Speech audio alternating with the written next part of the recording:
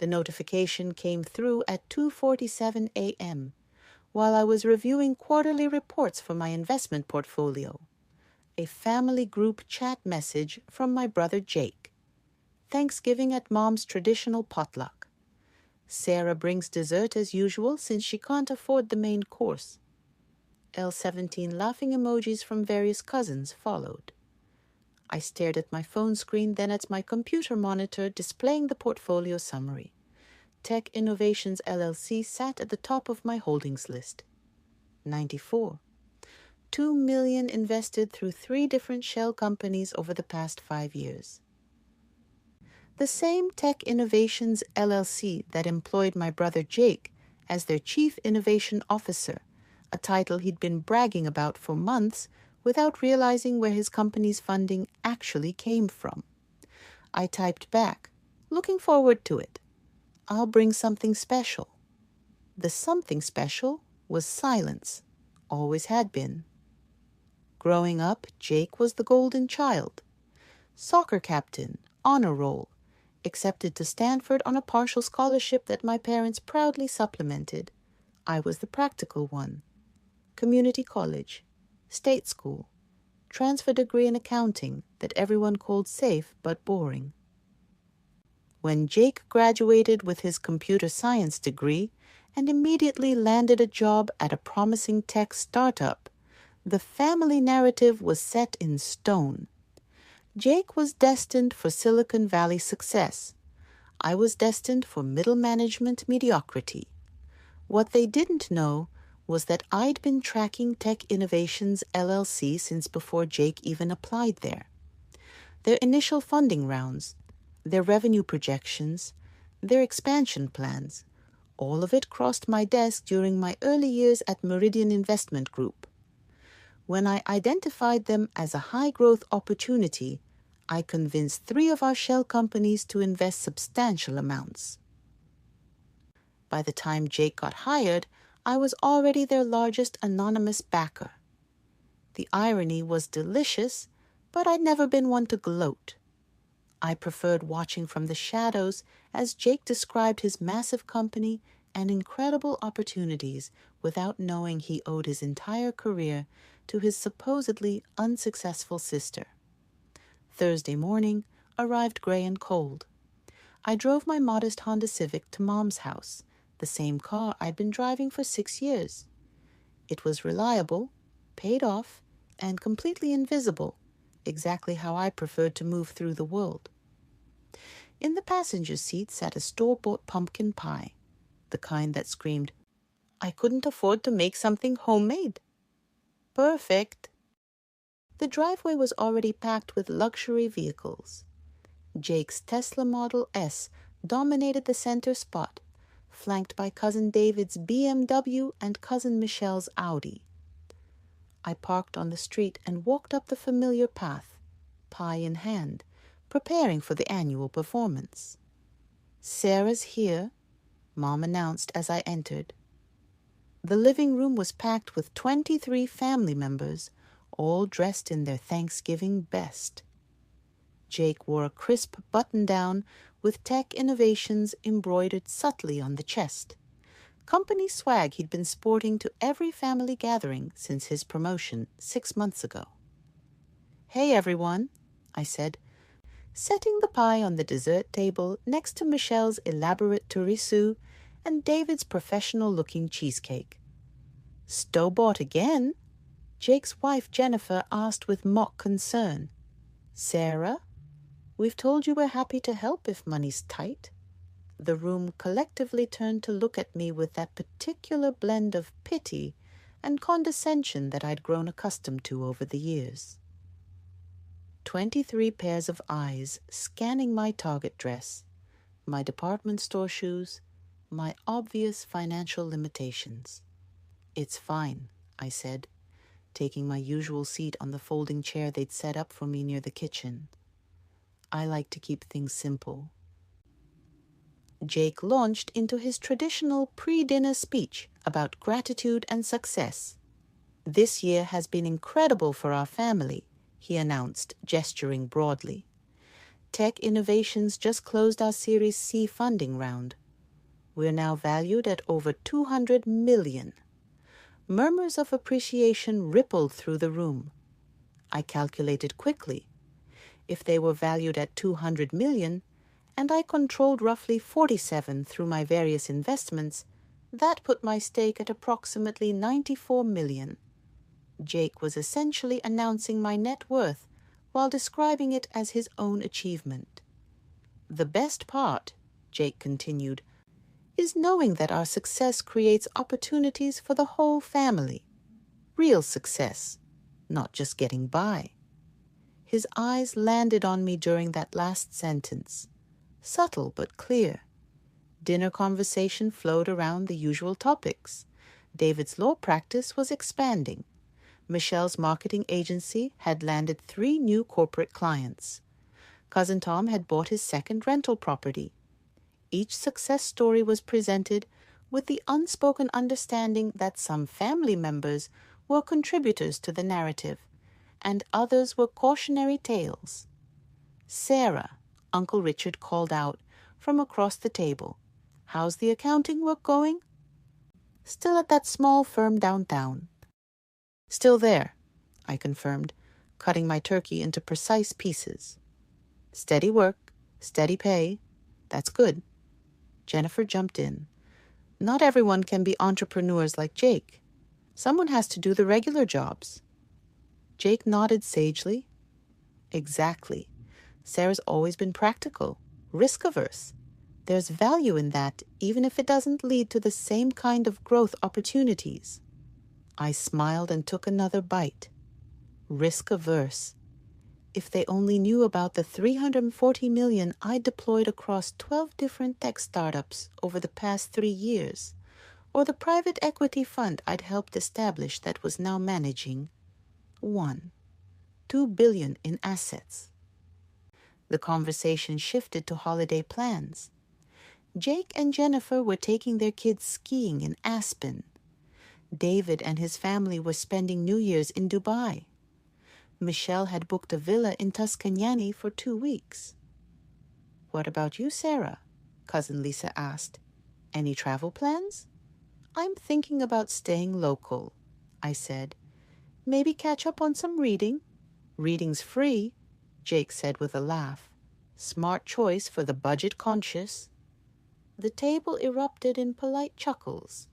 I nodded along, finishing my meal in comfortable silence while they discussed wine tastings and private ski instructors and 5-star resort amenities. After dinner, the family gathered in the living room for the traditional gratitude circle. Each person shared what they were most thankful for this year. Success stories piled upon success stories, promotions, investments, property acquisitions, business expansions. When it reached Jake, he stood up with the confidence of someone who'd never questioned his place in the world. "I'm grateful for the opportunity to build something meaningful." He said, "Tech Innovations isn't just a job for me. It's a mission. We're creating technology that changes lives, and we're doing it with the kind of funding and support that most startups only dream about. Our investors believe in us completely, and that trust allows us to take the big swings that smaller companies can't afford." He paused, scanning the room with satisfaction. "But mostly, I'm grateful for family, for having people who understand what real success looks like and who support each other through the journey. Not everyone is cut out for the entrepreneurial path, and that's okay. We need people in steady, predictable roles, too. Sarah's always been our reminder that there's honor in consistent, modest work." The room murmured approval. Several people glanced at me with expressions that mixed sympathy with genuine affection. Poor Sarah working her steady little job, content with her steady little life. When my turn came, I stood up slowly. "I'm grateful for perspective," I said simply, "for understanding that things aren't always what they appear to be on the surface.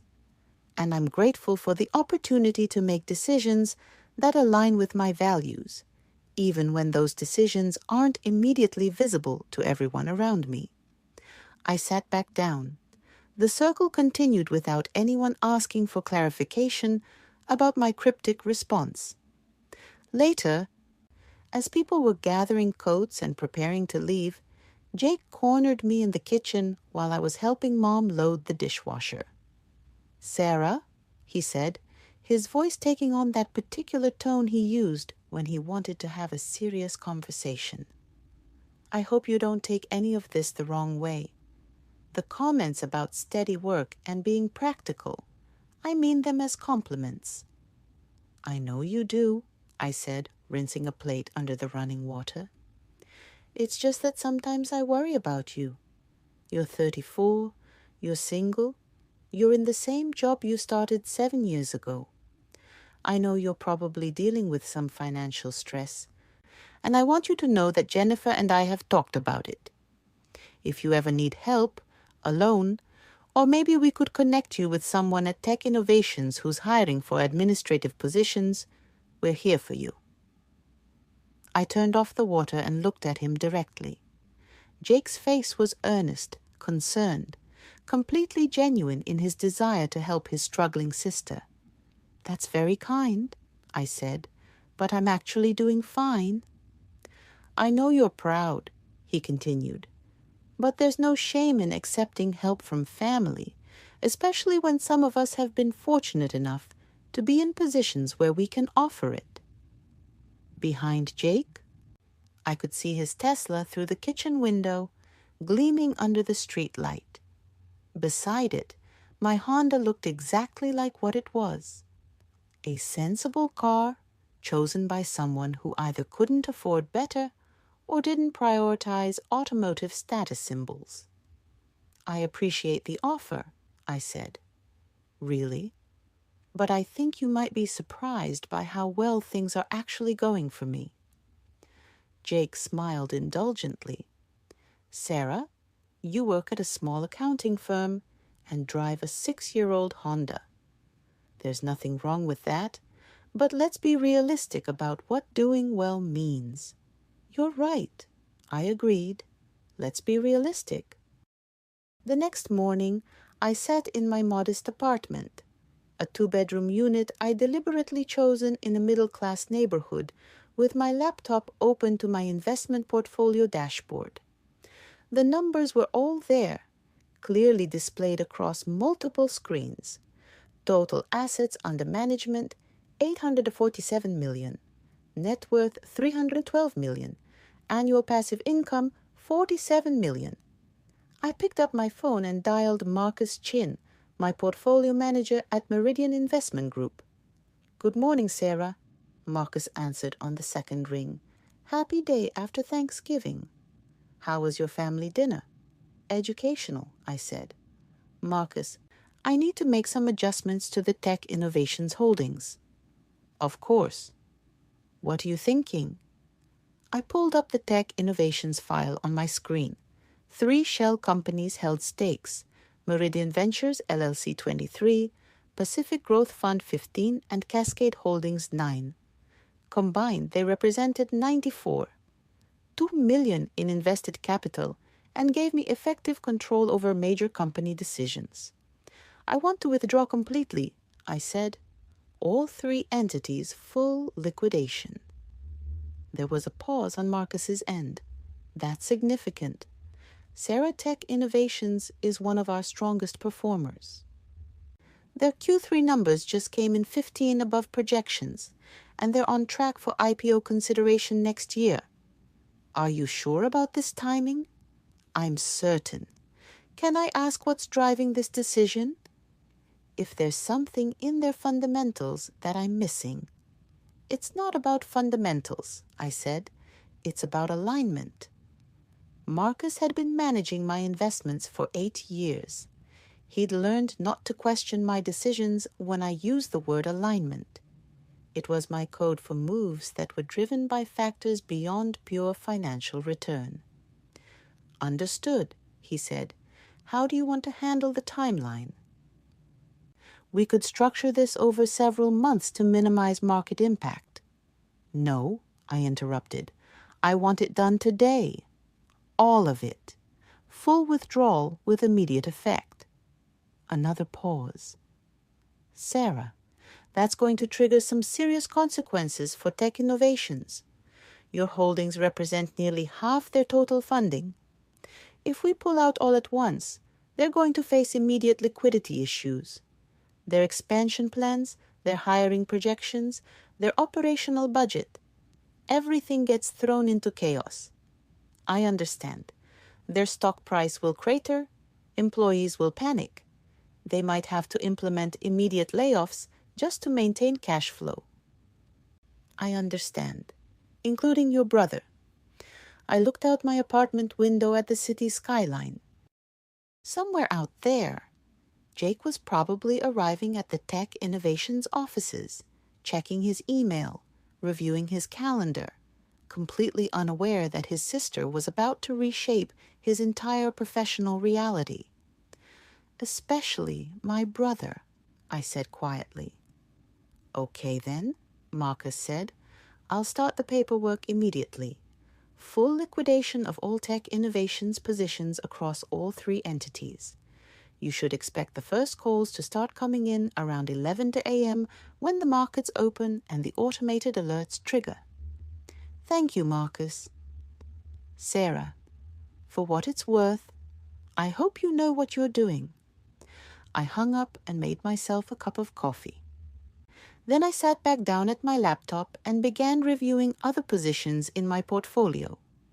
Tech Innovations had been a solid investment, but it was hardly irreplaceable. I had 12 other high-growth tech companies, plus diversified holdings in real estate, biotech, renewable energy, and international markets. The loss of $94 million in Tech Innovations would barely register in my overall financial picture. For Jake's company, however, it would be catastrophic. At 11:17 a.m., my phone started ringing. The caller ID showed Jake Donovan.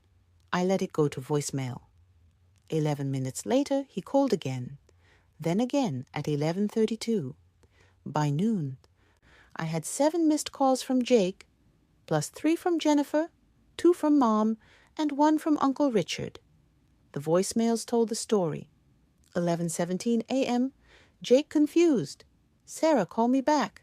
Something weird is happening at work. 11:28 a.m., Jake concerned. Sarah, I need to talk to you. There's some kind of financial crisis at Tech Innovations. Call me back immediately. 11:34 a.m., Jake panicked. Sarah, where are you? Our funding just disappeared. Like all of it, $94 million just vanished. The board is freaking out. Call me back right now. 12:03 p.m. Jennifer worried.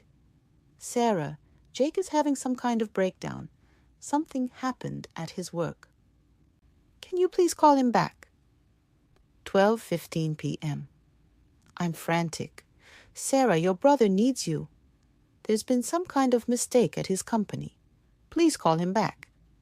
I made lunch, a simple sandwich and some fruit, and ate it slowly while my phone continued to buzz with incoming calls and text messages. At 1:30 p.m., there was a knock at my door. Through the peephole, I could see Jake standing in the hallway. His hair was disheveled, his Tech Innovations polo wrinkled, his face showing the kind of stress that comes from watching your entire world collapse in real time. I opened the door. Sarah, thank God, he said, pushing past me into the apartment. I've been calling you all morning. Why aren't you answering your phone?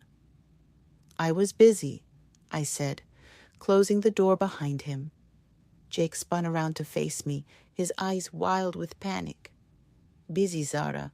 My company is falling apart. Our investors just pulled out all of them at the same time. $94 million gone. The board thinks it might be some kind of coordinated attack, maybe corporate espionage. The CEO is talking about emergency layoffs, My entire department might be eliminated. I walked to the kitchen and poured myself a glass of water. That sounds stressful. Stressful. Jake followed me, his voice rising. Sir, this is my career. This is my family's livelihood. Jennifer and I have a mortgage, car payments, the kids' school tuition.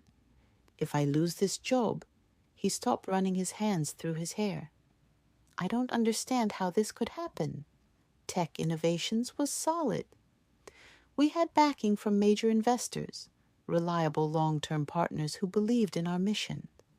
Sometimes investors change their minds, I said. Jake stared at me. Change their minds? You don't just change your mind about 94 million. This is coordinated. This is deliberate. I took a sip of water and nodded thoughtfully. It does sound deliberate. The worst part is the timing, Jake continued, beginning to pace around my small living room. Yesterday, everything was perfect. I was telling everyone about our valuation, our funding, our future plans. And now, less than 24 hours later, it's all gone. It's like someone waited for the exact worst moment to destroy us. I said. Jake stopped pacing and looked at me directly. Sarah, I need to ask you something, and I need you to be completely honest with me. Okay, yesterday, when we were talking about success and study work and all that, did I say something wrong? Did I offend you somehow? I considered the question seriously. Do you think you said something wrong? I don't know. Jake's voice cracked slightly. I was trying to be supportive. I was trying to show you that there's no shame in having a steady job and being practical. I thought I was being encouraging. You called me risk-averse. Well, you are risk-averse. That's not an insult, Sarah. That's just a fact. You work the same job, drive the same car, live in the same apartment. You don't take big swings. You don't chase opportunities. You play it safe. I set down my water glass and looked at my brother. Really looked at him. Jake was 36 years old, successful by most conventional measures, respected in his field, well-liked by his colleagues. He had a beautiful wife, 2 healthy children, and until this morning, a bright professional future. He was also completely clueless about the person standing 3 feet away from him. Jake, I said quietly, what if I told you that you've been wrong about me for most of our adult lives? He frowned. Wrong how?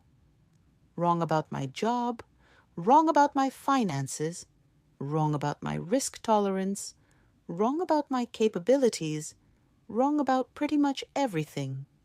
Jake's expression shifted from confusion to irritation.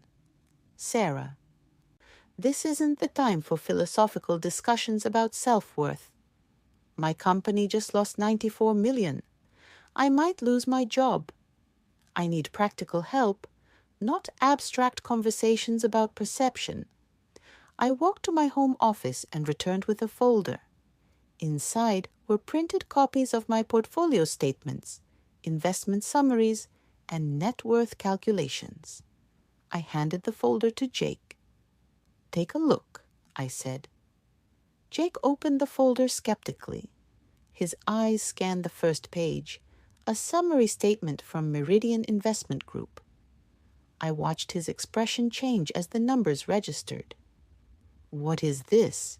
He asked quietly. My investment portfolio. Jake flipped to the second page, then the third. His hands were shaking slightly as he read through line after line of holdings. Private equity funds, tech startups, real estate investments, international markets, hedge funds. This says you have 312 million, he whispered. Net worth, I corrected. Assets under management are higher. Jake looked up at me, then back down at the papers, then up at me again. This can't be real. I pulled out my laptop and turned the screen toward him. My investment dashboard was still open, showing real-time valuations across all holdings. $847 million in total assets, I said. I manage money for several high-net-worth clients in addition to my own investments. Jake stared at the screen for a long moment. When he spoke, his voice was barely audible. How? I'm good at what I do, I said simply. Very good. The small accounting firm you think I work for? I own it. It's a front for my investment management business has been for 6 years. Jake continued staring at the numbers on the screen. But you drive a Honda. I like my Honda. You live in this apartment. I like this apartment. You bought a store-bought pie. I like store-bought pie. Jake closed the folder and set it on my coffee table with trembling hands. Sarah, if this is real, if you actually have this kind of money, then why do you live like this? Why do you let everyone think you're struggling? I closed my laptop and sat down across from him. Because I wanted to see who you all really were when you thought I had nothing to offer you. The words hung in the air between us. Jake's face cycled through several expressions: confusion, realization, shame, and finally a dawning understanding of what had happened to his company. The investors who pulled out of Tech Innovations, he said slowly, the $94 million, that was you. That was me. You destroyed my company because of what I said at Thanksgiving dinner. I shook my head. I didn't destroy your company because of what you said yesterday. I withdrew my investment because of who you've chosen to be for the past 15 years. Jake stood up abruptly, began pacing again. This is insane. You're telling me that you've been secretly rich this entire time, funding my company without telling me, just so you could pull the rug out when I said something you didn't like. I'm telling you that I've been watching my family treat me like a charity case for 15 years, while I was actually the one keeping several of your businesses afloat. Tech Innovations wasn't the only company I invested in. Jake, remember David's law firm Expansion? That was my money. Michelle's marketing agency, my money. Tom's rental properties, my down payments filtered through shell companies. Jake stopped pacing. What? I picked up my phone and scrolled through my investment apps. David's firm, 3. $2 million in growth capital. Michelle's agency, 1. 8. $8 million for their equipment and client acquisition.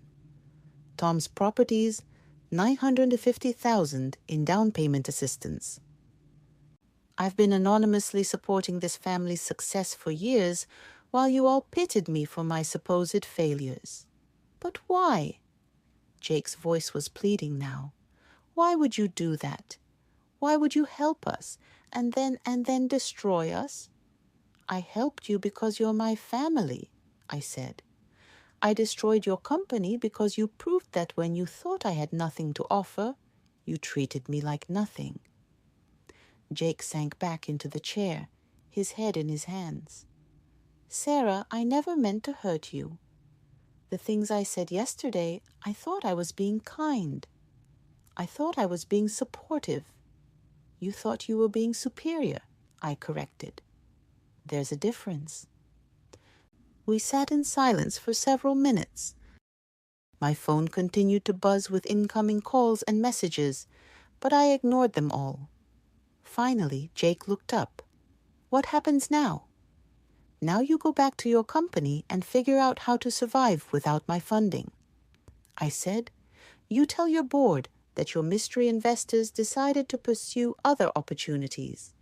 You implement whatever cost-cutting measures you need to implement. You learn what it actually means to run a business without a safety net. And if we can't survive, I shrugged, then you'll have to find new jobs, just like millions of other people do when their companies fail. Jake's phone started ringing. He glanced at the screen, then at me. "It's the CO." "You should answer it," I said.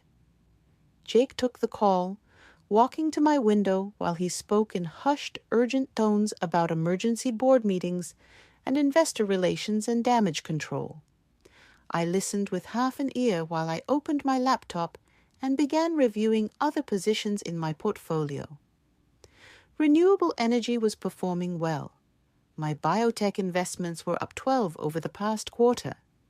International markets were showing strong growth potential. When Jake finished his call, he stood by the window for a long time looking out at the city. "Jennifer's going to ask me to explain this," he said. "Eventually. The kids are going to wonder why Daddy is stressed all the time. My colleagues are going to think I somehow caused this crisis. My entire professional reputation is built on the success of a company that was only successful because my sister was secretly funding it." "Yes," I agreed. "And you're not going to help?" "No, even though you could solve this entire problem with a single phone call." "I could," I confirmed, "but I won't." Jake turned back to face me. "Sarah, I'm sorry. I'm genuinely deeply sorry for how I treated you yesterday and for how I've treated you over the years. I was wrong about you. Obviously. I was condescending and dismissive and probably cruel in ways I didn't even realize. If you want me to apologize publicly, if you want me to acknowledge that I was completely wrong about your capabilities and your success, I'll do that. But please don't punish everyone else at Tech Innovations for my mistakes." I considered his request carefully. "Jake, how many people work at Tech Innovations?" 87. "And how many of those people have spent years treating their colleagues with contempt based on assumptions about their financial situation?" Jake was quiet for a moment. "I don't know how many of them would change their behavior if they discovered that the person they'd been condescending to was actually more successful than they were. I don't know how many of them would apologize because they were genuinely sorry versus how many would apologize because they wanted access to money and opportunities." Jake didn't answer. I stood up and walked to my window, looking out at the same view Jake had been contemplating.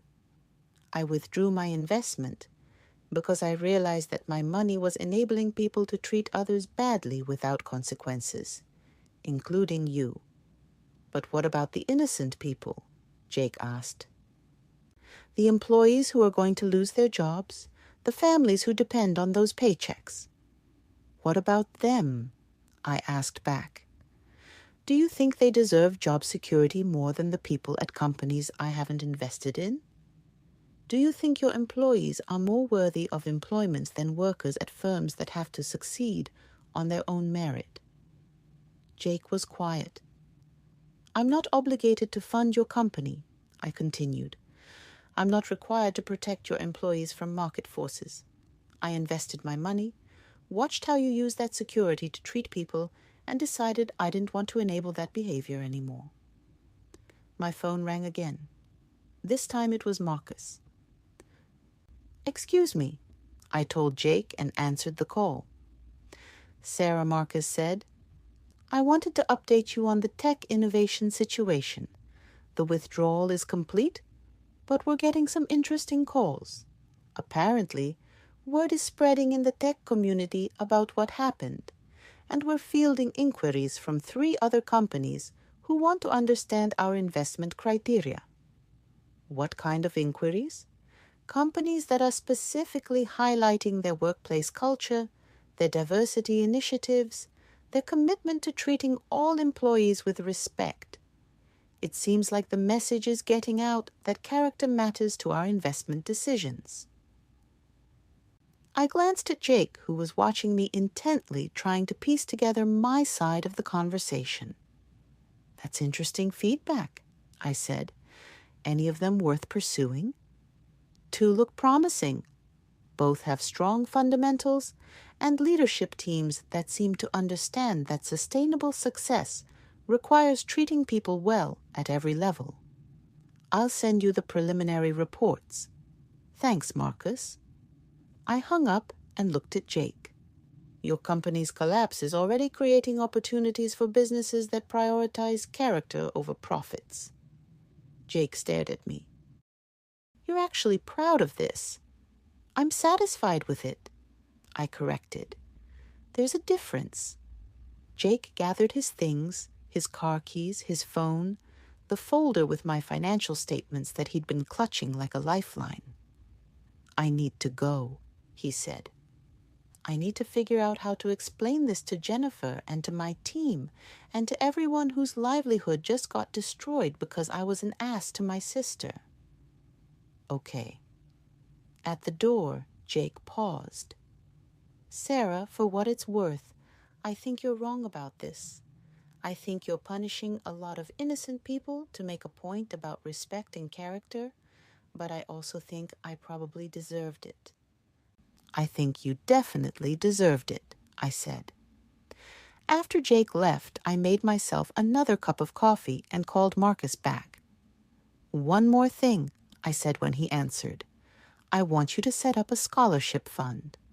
Anonymous, administered through one of our shell companies. Target recipients should be people from working-class families who are pursuing business or finance degrees, especially people who might be underestimated because of their backgrounds. How much are you thinking? I calculated quickly. The money I'd withdrawn from Tech Innovations was sitting in a money market account, earning minimal returns. Start with 50 million annual scholarships, full tuition plus living expenses, renewable for 4 years. That's a significant commitment, Sarah. I want the application process to include an essay question about the time the applicant was underestimated or dismissed by others.